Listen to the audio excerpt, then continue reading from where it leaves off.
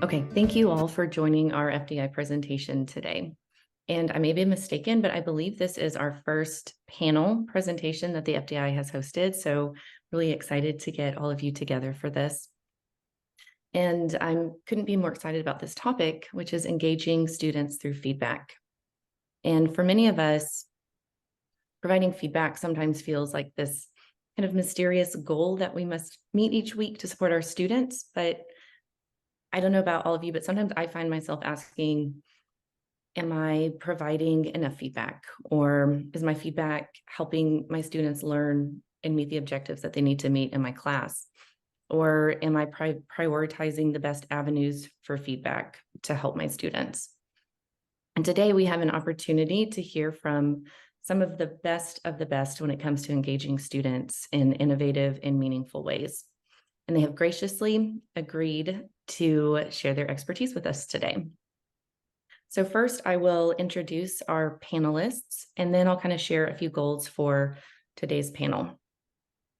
First, today we have Allison Busick, and Allison has worked in healthcare administration for more than 20 years.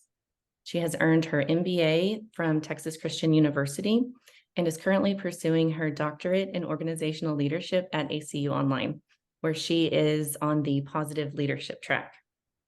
In our ACU Online undergraduate program, Allison serves as an adjunct for healthcare administration. She teaches our Intro to Health Services Administration, which has students that are just starting out in their journey with us. She also teaches our Strategic Planning class and our Innovation and Trends course. Dr. Dena Counts, who probably needs no introduction here, but I'm going to still introduce you. She is an assistant professor and the program director for two programs, the Online Bachelor of Science in Applied Communication and the Bachelor of Science in Organizational Leadership. Dena received her bachelor's and master's degrees in communication from ACU. And after working in fields of fundraising, consulting, training, and human resources, Dena returned to ACU, where she served in multiple roles during the past 12 years. Dena received her doctorate in organizational leadership through ACU Online, and Dena loves the challenge of teaching online, and she is continually looking to improve learning and communication strategies for the online student. And we also have Dr. Scott Self here today. Scott is the Assistant Provost for Academic Development here at ACU Dallas. And before coming to ACU Dallas to teach in the EDD program, Scott was the Director of University Access Programs at ACU Abilene, where he developed academic support policy and advocacy for students with disabilities who were underprepared for liberal arts education, who came from low-income homes or first-generation college students, or historically underrepresented in higher education. Scott's approach to teaching is significantly informed by his approach to ministry in the church. His goal is a learner-centered approach where he expects to learn alongside his students. Now, our goals today, we kind of have a few. I'm going to kind of walk through this and then we'll dive into some questions. Our goals today will kind of be to reflect on what feedback actually is. We're going to try to define that and also reflect upon our own philosophies on feedback. We will then dive into some challenges that faculty might face in providing feedback while identifying best practices along the way too. I will ask our panelists questions and we'll have open discussion at the end. If you have any questions or comments, please feel free to chime in on the chat in Zoom, or we can also kind of as it progresses, we're going to kind of see how this goes. You're welcome to chime in as well. And one more quick point, Dr. Brenda McAdoo has agreed to kind of take some notes for us, and we will share those notes at the end, along with any links to resources or anything that our panelists identify. So please we'll be on the lookout for that along with the recording at another time very soon. So with that being said, thank you panelists for joining us today, and thank you all for attending. And I'm going to just jump right in and start asking some questions. And I'm not going to call on anyone, so please, anyone, I might call on you in a minute, but just feel free to chime in.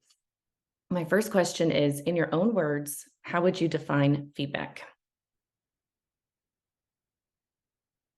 Who wants to start? I want to hear from Allison first.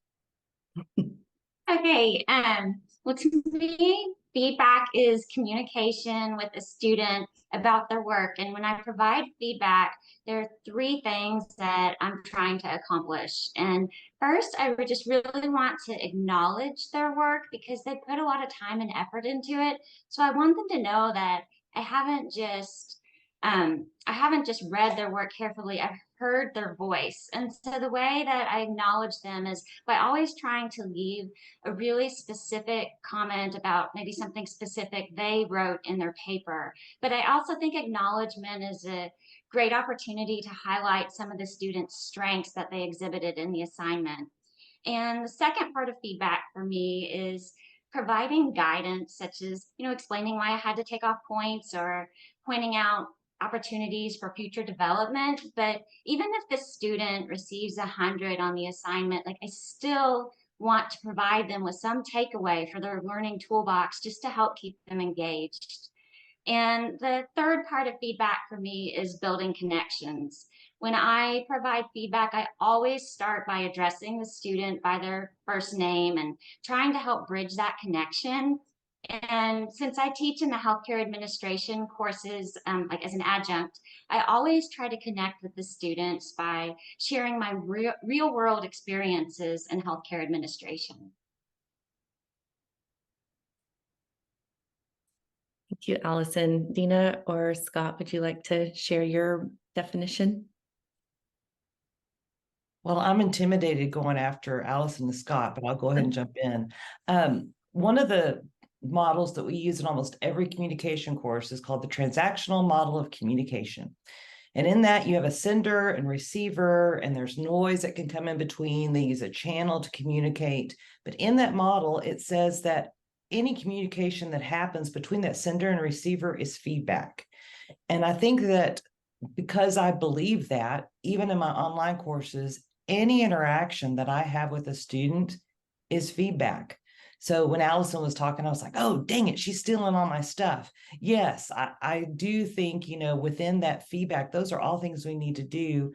But I also try to remember that when I send them a Canvas inbox message, when I make an announcement, when I reply to something in a discussion, that is all feedback on how they are negotiating the course and doing their learning. So I just try to keep that in mind because I think this, from the student perspective, from where they're coming from, they probably see all of that as feedback on their educational journey. Yeah, what I'm going to say is not vastly different. I think it's same third verse a little bit worse. I have a very similar view in that I believe that good feedback is good teaching, and I don't believe that teaching, particularly in the online context, but anywhere, is not really complete without feedback. Because the learning process is really a loop, isn't it? It's, we share information, we might give them something to read, they do some activity of learning to engage with that material, but until the feedback happens and they have an opportunity to reflect on that feedback, the learning loop is not really complete. And hopefully that just keeps going and that cycle keeps going. I've said this a number of times, particularly as we've been interviewing folks for the Dean of VOFO, but when I came to ACU Dallas initially as an adjunct, I thought, I don't know if I'm going to be able to do this because I know myself, I know how important feedback is in the ways that I approach students in teaching. And I believed that a lot of that was stuff that I did during lecture, during class engagement, that I was able to get, students thinking, and then I could give them feedback and we could continue that loop together. And I wondered, how am I going to do this in the online format? Well, what I discovered is that it taps my creativity to figure out how to take that cycle and engage that cycle with the students, which I've enjoyed very much. I've enjoyed tapping that creativity and developing that skill. But feedback for me is a function of teaching, and it's particularly valuable in instances where you're able to help the students discover the next just-in-time element. And I do believe the burden is on me as an instructor to figure out how to help them parse out what's the next thing to discover. Is it, do I share with them all the things that I find wrong in this? And if that's my approach, I'm not sure that's an engaging iterative function. Is it to identify, hey, here's the next thing for you to work on, or the next idea? And I really want to say this because I'm afraid I'll forget to say it later.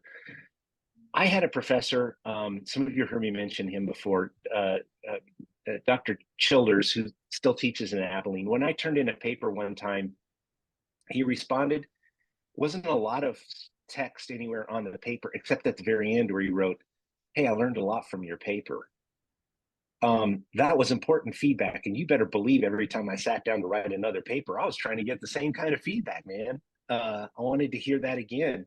And that was a kind of feedback that simply identified I was in territory that was new for him, and that was engaging. And that's when I was giving my bio, that's part of what incited in me as a teacher, being his student, this idea that I'm a co-learner. I'm co-investigating this. And when students are engaging in stuff that I might not know about, that's a real opportunity for us to discover together. Thank you. I have a follow-up question. When we think about feedback in the online world, it almost seems that it might come kind of towards the end of a weekly module, or after a student, like a student's doing a lot of the work up front. So it's a lot different than like a traditional class that we all sat in like an in-person setting where we're delivering the information right away and then students are digesting it. So can you kind of expand on how feedback is different in the online environment and why that makes feedback so much more important? Anyone's welcome to jump in on that question. Well, one of the things I try to do, and I am not perfect at this, I am still learning, but I try to look at every weekly module at the beginning. And on my announcements, I always try to do a screencast, and I walk the students through, okay, here's the discussion for the question for the week. Here's our assignment. And I try to identify where any potential hurdles could be for the student, that, hey, this instruction on the assignment, none of ours are like that. This is probably just mine, but this one is not real clear, but this is how it should be interpreted. This is how you should follow this. And remember, my definition of feedback is it can be any interaction with the student. So if I'm kind of warning them of different things that could come, I usually did that in the face-to-face classroom because I knew from the past where students would have problems. Now I try to do it through announcements, or maybe another way you could do it is through course messages. But that's kind of a thought, one way to approach that.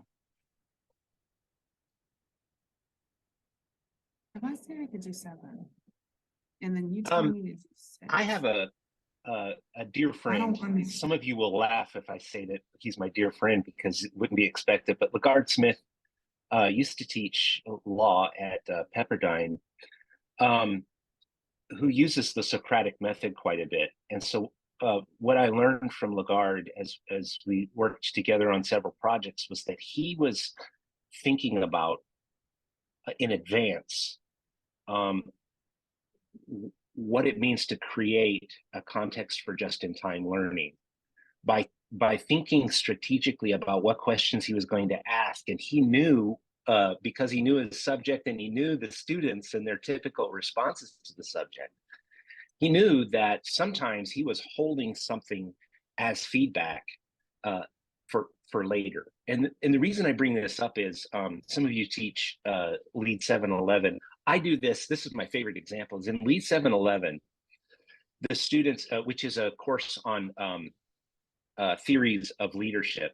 And each time the students engage in a new theory, they're doing the typical student thing. This is the best theory ever, and here are the reasons why it's so great, and yada, yada, yada. And I let them go through that for the first couple of weeks. And then when they get to LMX, to leader-member exchange theory, and they lay out that, they're all like, leader-member exchange theory is super awesome, and here are all the reasons why. And that's the part where I'll come back to give them all that rope, and then I'll say, hey, I hate this theory, and here are the 5 reasons why. And I'll lay out a socialist argument against LMX, and it's always fascinating to me that students are consistently surprised that we get to talk about the dark side of these things, and we want them to engage in the dark side. But it's an example of where, I could probably push that further and present that to them as, in leading that idea for them.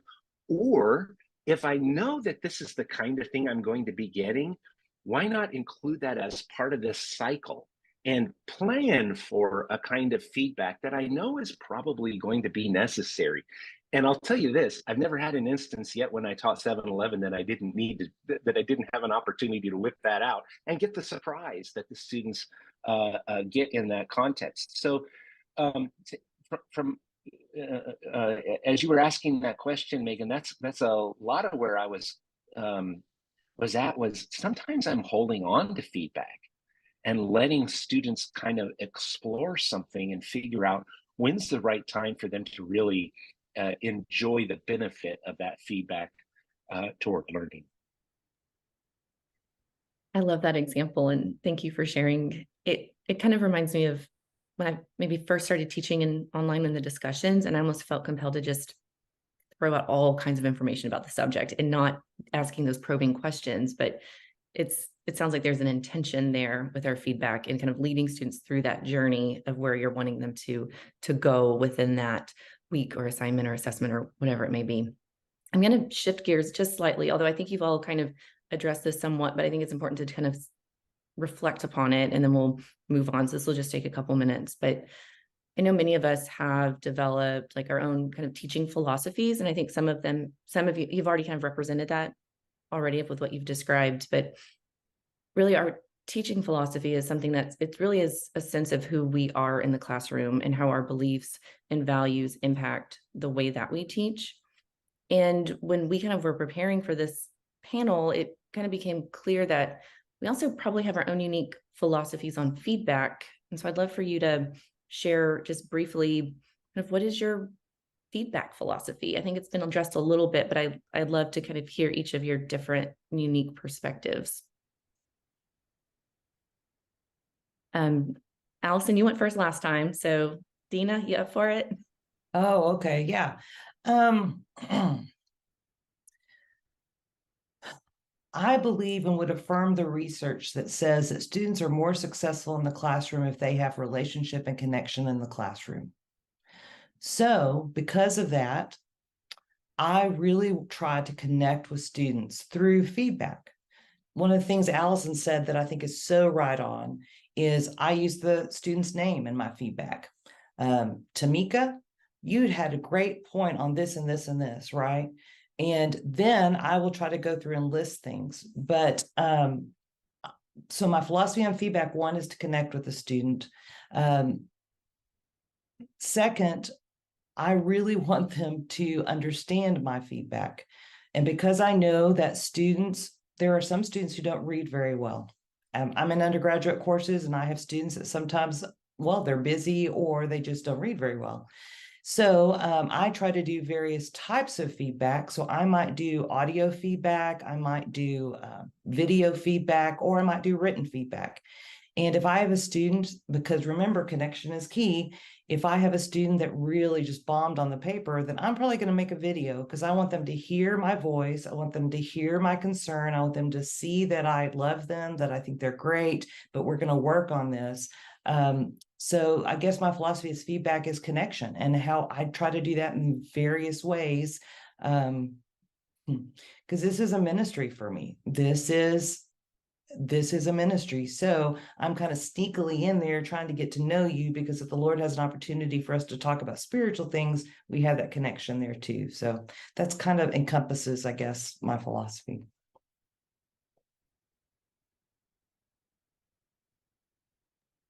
That was beautiful, Dena. Thank you. Thanks. Anyone else want to share? Allison, you go before me. Okay. Well, I agree with Dena so much in that I see teaching as the opportunity to serve. And my classroom environment, like I really draw from the principles that I've learned about positive psychology in the ACU online positive leadership track. So I try to take a very strengths-based approach to feedback so that I can really recognize every student's gifts. But at the same time, I do also recognize I need to be straightforward with them about opportunities for improvement. So, I really want to install hope in my students. And for me, the most rewarding part of teaching has really been being able to provide that encouragement and helping the students recognize their strengths and capabilities. Yeah, those are well said. Uh, uh, I would echo everything they've described. Just as a way of echoing, Cole Bennett is my best friend at ACU. He's probably my best friend in the world. I don't know if you know Cole, but he runs the Writing Center in Abilene. And before I send anything out, like for publication, I always have Cole read it because he's really good at editing your work. The problem is that when you read his comments on the side, it looks like he's saying, "You stupid jerk, you don't know how to write anything." It's how it feels. And he's my best friend. So how much more does it feel to the student to have that same kind of feedback when they don't know us? They don't know who we are, and all we are to them is a little bubble on the side of their paper.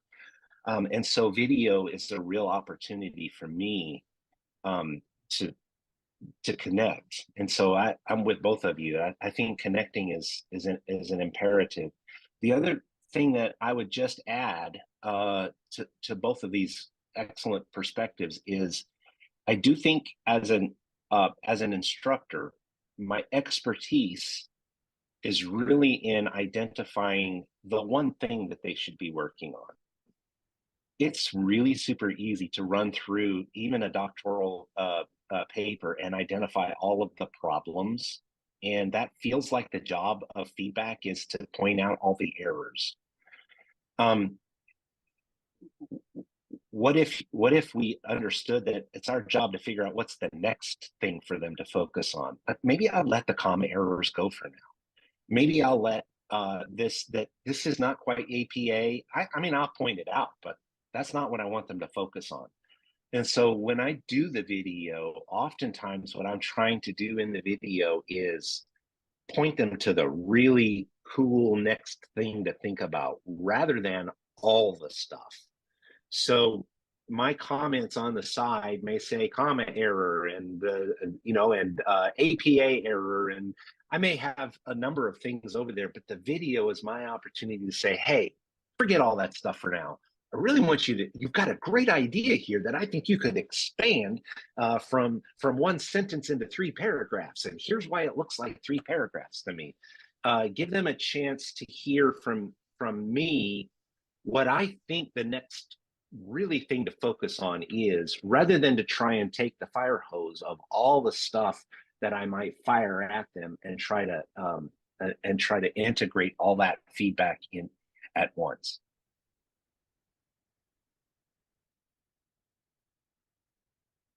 Thank you all for sharing your perspectives on that. And I'm going to just kind of jump into some of the challenges because I think, Scott, you kind of started to allude to this. So I want to dive into it a little bit more. I know a lot of us might see, like, kind of like you said, a paper, 5-page paper, lots of grammar errors, potential APA errors, but then also course errors as well. So how do you, any challenges or best practices that you want to share about maybe striking that right balance? I know you kind of talked about the video. Anyone that, Dena or Allison, do you want to share some of how you've approached that?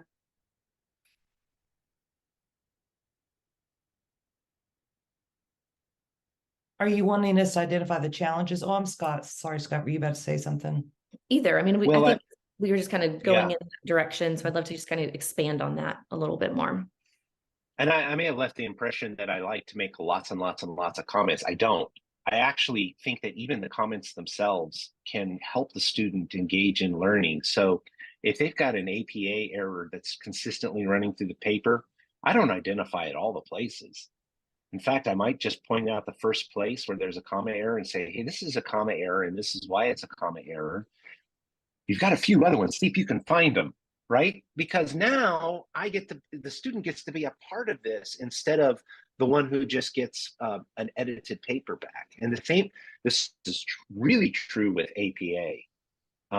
Like I will pick out an APA error the first time I see it, and I'll say, hey, it happens like other places in the paper. See if you can find them and fix them. Here's a technical thing that's wrong with it in your reference page. See if you can find the other ones. And the student gets to be a participant in the reflection of their paper, as opposed to just getting all of that. So that's part of it for me in addressing the challenge. It also saves me time, because then I don't have to go pick out everything. Mm-hmm. I think one of the challenges, well, I'm gonna identify two. One of the challenges of feedback is I had to change my mindset that this was teaching. That because we have a primary course model, because many of us, especially our adjuncts, were given courses that I didn't write. I didn't write the assignments. I didn't write the discussion. So how am I going to teach? I don't want to be just a maitre d' and take them through the course. So I really had to change my perspective on, I'm going to use feedback as the way I teach. And through that, really try to give quality feedback. And then second of all, I think one of the hurdles is understanding who our audience is. As Scott gives examples, he's given examples from EDD students who many times can understand the feedback, they can integrate it.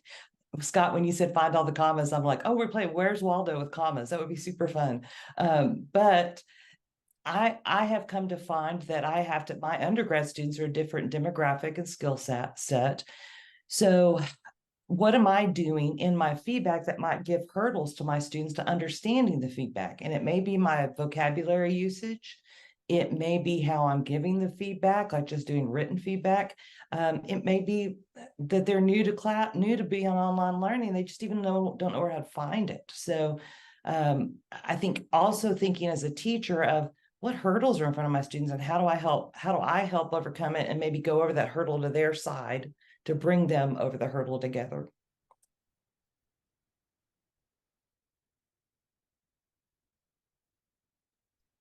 For me, one of the biggest challenges is, and it's easier in the residential setting, particularly easier residential undergraduate. I knew what a junior level writer should be doing and what classes they should have had already. And how that's different from a freshman and how that's different from a graduate student. But even when I came over to the EDD to teach as adjunct, students had to do a literature review. And I was thinking, I'm not sure where they should be. And so I'm trying to calibrate my feedback and my grading against where I think they should be and asking a lot of questions. And I probably bugged Karen a lot in those days about just trying to figure out and I let myself stop worrying about that and start worrying about where the student actually is. Doesn't matter where they ought to be. That's not the point. Where is the student? And that really equipped me when I went back to undergraduate online and started teaching Core 115, sometimes the first class students would take. And I don't have to worry about where you ought to be. I just worry about where you are and how to get to the next place. And so the challenge that we're oftentimes faced with is you don't actually get a lot of data to work with a student in 7 weeks and one assignment, one discussion post. It's oftentimes you're left to kind of sniff around and try to figure out where the student is. And whether this is on the undergraduate side, whether this is just somebody who hasn't written a paper in 40 years and all of a sudden they're trying to remember how to be a student, or a doctoral student who may be prepared in other ways but aren't prepared in their writing yet. But we're only looking at one artifact, and so really the challenge for me is to get diagnostic and identify what they actually need from me because I've got so little data to work with. And even by the end of the term, I only have 7 weeks worth of data. And now you're gone. So that's a big part of the challenge for me.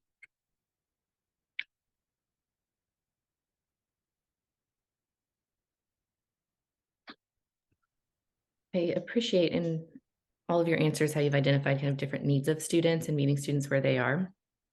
One of the reasons why we kind of called this like good job is oftentimes this presentation, and Allison, I know you and I have kind of talked about this too.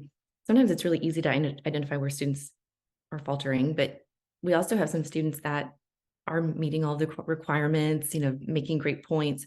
How do you support those students too that might that are kind of already meeting the rubric needs?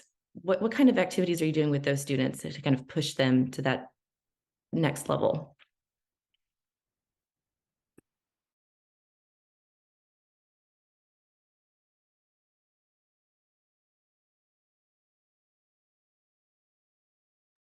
Well, I always try to leave very specific feedback. So a lot of time responding to the points that they made in their paper, maybe asking some questions back, even when they get 100 on the paper. But I think, I'm teaching a lot of times entry level undergraduate classes. So if there's someone who's just really excelling, I just try to start taking them to the next level, and strategies to be efficient as a student that I've learned as an ACU online student about uh, teaching them the next level of APA, just really trying to boost them up and keep them engaged is the main thing. Is I want them to keep coming back every week with the same enthusiasm and to learn something new.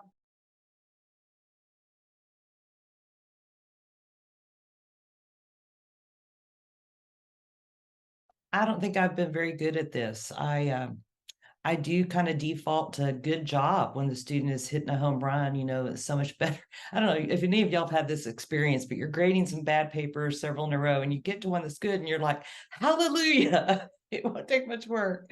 But you know what I'd like to do better is rereading that paper and looking at some of their analysis, because sometimes the analysis could go deeper in a certain place, or the match to their example and the theory is not quite right because they missed this. So I probably need to spend more time pushing those students and providing them resources they may not know about, finding a web resource or an association that they could be a part of that might stretch them.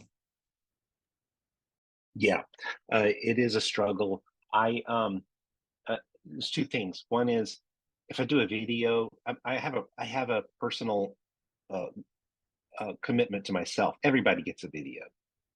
So everybody's going to get a video at least once in the class. And that means I'm going to have to talk to the student who has perfect papers and talk to them about what's so great and why they're earning the A.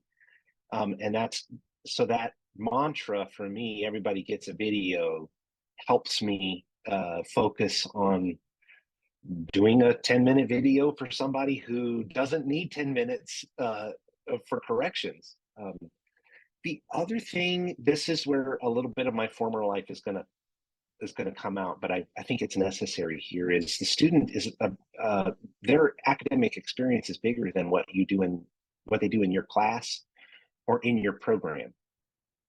And the other thing is that many times our students don't have imaginations for themselves that they deserve to have. I will oftentimes say to an undergraduate student, even in their sophomore year, "You're an excellent writer. Have you started thinking about graduate school?" I will oftentimes say to students who are if I teach a master's course in higher ed, "Hey, I want to talk to you about what your plans are after you finish and what kind of doc program you're going to be looking for, because you're ready." And the same with doc students. You can talk to them about, what kinds of scholarship you really imagine for them in their future. And so helping them kind of discover for themselves something that they may not have allowed themselves to imagine or believe in is, I think, for the excellent student, they're engaging a lot already in this self-feedback. They're going back and editing their papers, and they're not waiting for you to edit them for them. And they're doing a lot of this work. Well, then what's in front of them? What are the opportunities that are in front of them? And engaging them with some kind of imagination. My friend Oscar Ramos used to run McNair Scholars Program in Abilene for undergraduates. The goal of that program was to get them on to scholarly work to eventually earn a PhD. And he would call them Dr. Lewis, Dr. Anderson. He called these undergraduates because he's trying to get them to think about the future possibilities. And I just really admired that about Oscar, and it's something I want to try and figure out with my students who don't necessarily need help. Tell them what they're doing well and tell them what the options are because they're doing well.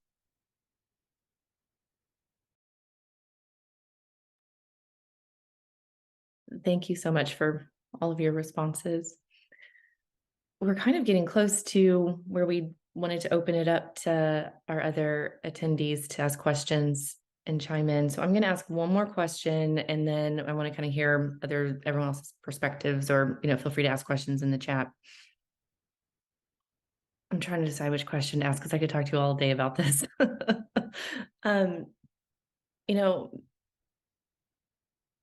Our class sizes are getting a lot bigger, and it's wonderful. It's wonderful to have more students in our classes, but it's a lot harder, or it can be harder in bigger classes, to keep track of all of our students and what their unique needs may be.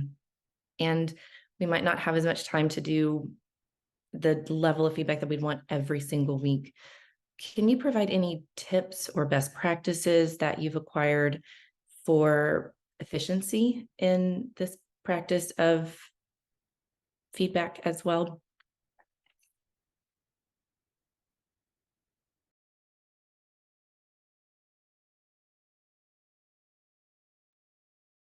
I don't know that I'm efficient, but I do use copy and paste occasionally. There's the common things that you have to tell students. Hey, here's a resource for how to do the single author with a year for APA.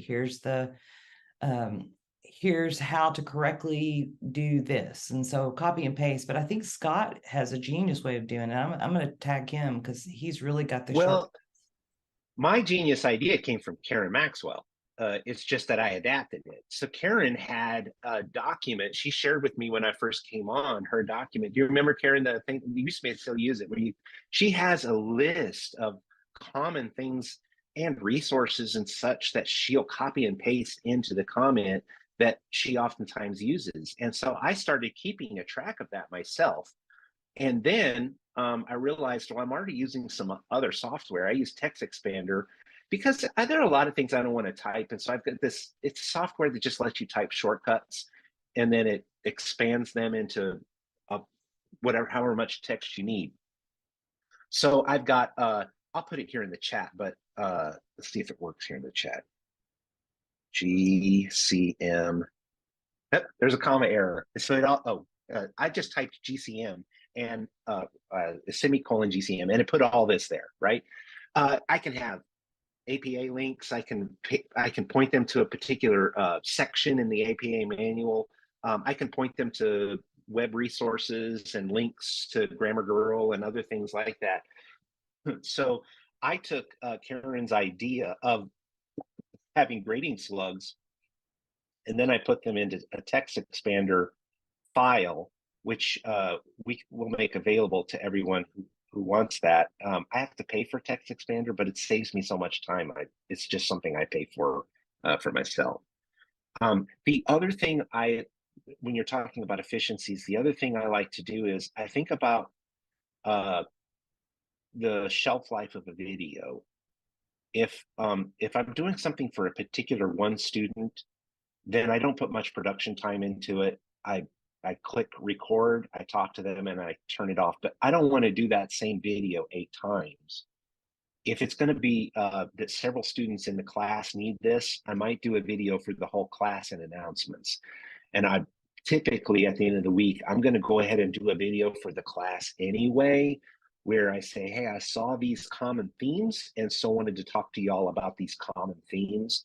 So I don't have to do that in every student's video. I can do it for the class. And then there are what I call longer shelf life videos. These are ones where I know I'm going to have to whip this out every part of term. Every time I teach this class, I'm probably going to be using the same resource. And so I put a little more production time into those because I expect that they're going to be around for a lot longer. The one that hit the most is trustworthiness and validity in qualitative research. It's got over, I don't know, thousands and thousands and thousands of views on the internet. I put it on YouTube so I could just put it there and bring it down for my students, but everybody else is watching it too. So that's a long, I mean, I put some time into producing that with music and all that stuff, but it's worth my time because every time I got a student who's working on that section of their methodology in a qualitative study, I could say, here's a video for you to look at. And I just put the link and let them hear something that I put a lot of thought and time into. It sounds like it's inefficient to put that much time in, but it's super efficient because I get to use it everywhere. Megan, we have talked a lot about videos and how to do that. Do you mind if I show everybody really quickly how to do that in Canvas? Sure, absolutely. And I won't spend a lot of time on that. I know that most people are intimidated by doing videos. So, don't feel like you have to do them, but also too, don't feel like you have to be perfect in them. If I'm giving student feedback, I am just giving feedback in the moment, and it's great if they see you make mistakes because you're human. When's the last time that we thought our professor was human? But here in SpeedGrader, if you click on this button right here, it gives you the option to do audio or video feedback. So first of all, if I haven't done my makeup that day, I may just use the audio option, but you can do a video right here. But I tend to like to do screencast through Studio. So if you go over here to Studio, I'm going to click here so I can see y'all under the thing, and you go down here to Studio here on Canvas, or it should be in your course, I believe. Yeah, it's right here. It will help you put some dotted lines around your screen. Then you can go to the student assignment. You can point out things on the student assignment. You can have your picture in it or not. And then Studio, once it processes it, will give you a link. And then I go back and take that link that I got from Studio, and I go down here in the comment box and I'll say, hey, Joe, you did a great job on this, this, and this. I'm going to give you a lot more detailed feedback on this video I made. Here's the link. And then I submit that comment and the student sees that. But I'd encourage you to try it. And I'm done, but I don't know how to stop sharing. There it is. That Studio option is also really cool if you're doing announcements, feedback announcements, because there's an option in the announcement to go ahead and pull out from your Studio, and it'll embed it in the announcement. So it looks really nice, and you can decide even if you want to offer the option for students to comment or ask questions on the video. And Dena, there's a question in the chat about what did you click? Oh, you got it. Perfect. One tip that I think I shared with the panelists was I keep a spreadsheet list of all my students in the class. And because what I was finding is in the discussions, I would just kind of respond to the first ones, and the first ones, it would tend to be the same student. So I wanted to make sure I had variation in the students I'm responding to. So I keep a list, an Excel spreadsheet of all my students, and I just make little marks about whenever I respond to a student. And then I also make notes about any extensions, or if I say like, oh, you need to work on your APA in this manner, I'll have a note on that. And so I can follow up with the student in a previous week. So I make sure that I'm following up on questions and comments that I have for the students.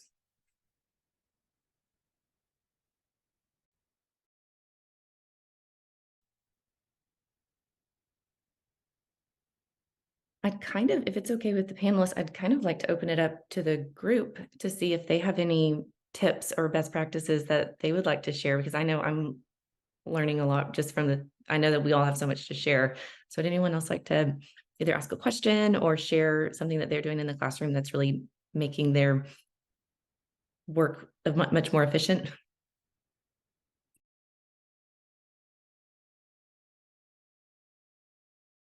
or you can throw it in the chat.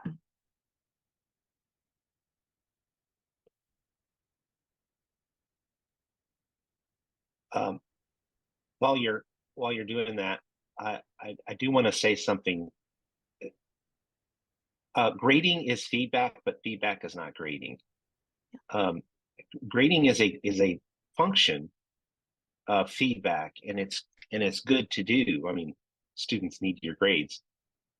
But I do want to point out that we're talking about something much bigger than just grading.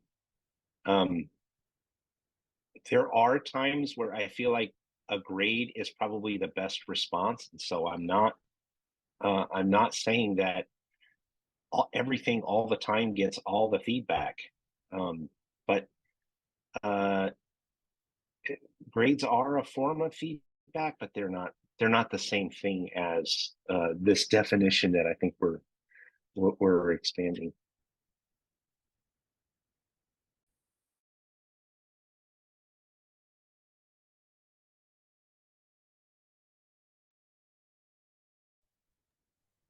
You know what I have found with my adjuncts, I think, and I'm making assumptions here because I know a lot of y'all adjunct, but some of my less experienced adjuncts, I think they feel more confident giving APA feedback and writing feedback rather than critical thinking and ideas feedback.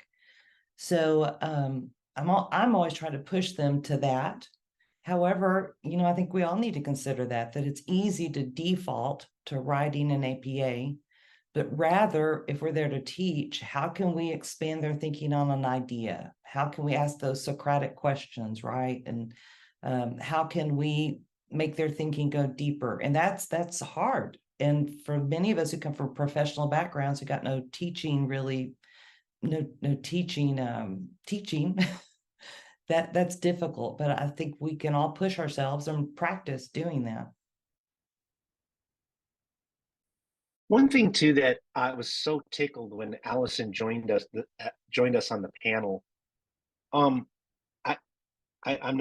didn't take online classes; they weren't available to me in my day, and so all of the antecedents and all of the I've talked about people who formed me. It was all in the residential setting, and I do think that for if you're like me and most of your educational experience was in the residential setting, we're struggling and reaching around trying to find ways to replicate something that happened in the residential setting in the online class. And part of why I was so excited that, of course, Dena did her doctorate online, but I'm really excited to have them, and I would like to give a little bit of room for discussion on what it's like to be an online student and getting feedback, because I think that can be helpful to us.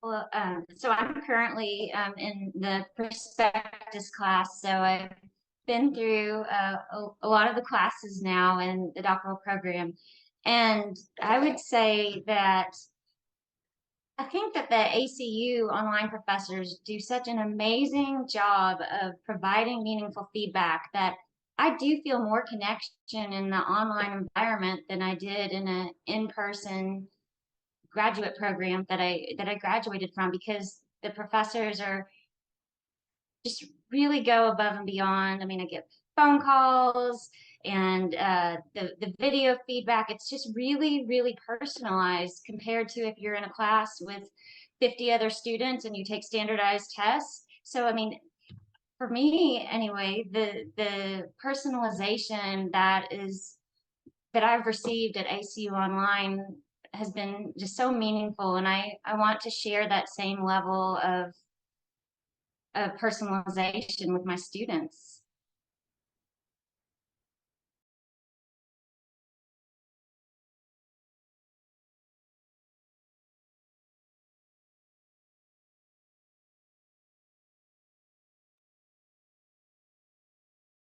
Thank you, Allison. I know when I did my MHA online, it was that connection. It's so hard to find that connection when you're in that online remote world. And so I think the extra effort that we take to get to know our students and on a academic and personal level is memorable. And thank you for sharing your experiences as an ACU student.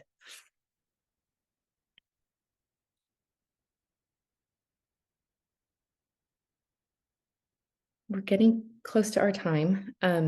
If anyone has anything they'd like to add, that'd be great. If not, I have one more follow-up question and then we'll end. One more quick thing as a student, I did just want to say the one thing that I think is very tricky is knowing where to find all of the feedback. So as an adjunct, I try very hard because as a student, when we open our grade, like the way we find out a teacher or a professor has finished grading something and provided feedback, we receive an email. But when we open up our grade book, there's 4 columns. There's the actual assignment, there's the date the assignment was due, there's your grade, and then in this far column, there's 2 little tiny icons. So I think some students' natural default might just be, see, there's the grade. But if you look over to the right, you have to click on one icon to get the comments. Then a different icon will pull up the rubric. But if a professor has spent the time, which so many professors do, to give you very detailed feedback on your paper, where you're editing on the paper itself, the only way a student would be able to access that is if they know to click on the actual assignment in the first column, open it up. And so that's where they view that feedback. So I just want to emphasize the importance of communicating repeatedly to the students how to access your feedback, because that's really, really helpful.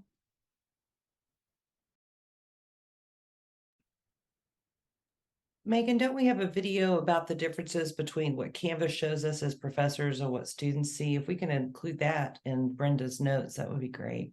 I think we do. And I think there's a video, it might be like through Canvas, but actually teaches us how to see if students have viewed certain feedback. So we'll be sure to try to find some of those videos. Absolutely. Okay, we are really close to 1 o'clock. So I'm going to, I just want to end with, if each panelist could just share, if you had one tip for a brand new instructor in the online environment, what would that one tip be? Or one takeaway from today that you want to emphasize? I don't think you can mess up as an instructor as long as if you get to know your students. If you connect with your students, I mean, yeah, I guess you can mess up if you cursed at them and stuff, but getting to know your students is going to go a long way, because that's going to inform how you give feedback. So reaching out to them, getting to know them, finding out who they are, if you can do that, which is a challenge, but if you can do that, I think that will serve you well. Because we advertise the ACU difference. And on campus in Abilene, it's about getting to know students, connecting with them, pointing them to Christ. I think we can do the exact same thing here at ACU Online. And if you're a new instructor, if you do that well, I think we can figure everything else out. I think knowing the support that you have as an adjunct, because I'm speaking from the adjunct perspective, I mean, your program director is there for you, the ACU Online Writing Center is there for you, all of the other faculty have just been so supportive. So I think just being aware of the resources, especially if you're nervous at the beginning, there's so many people and resources to help you here. Yeah, and I'd say feedback is an opportunity. It's an opportunity for relationship. It's an opportunity for engagement. It's an opportunity for imagination. It's an opportunity for teaching. Really think of that that moment once the student has turned in their work as your opportunity and opportunity for, and then fill in the blank and go with it. Because sometimes it's your opportunity to minister to people. Sometimes it's your opportunity to help them imagine a future for themselves, but it's an opportunity, and embrace it like that.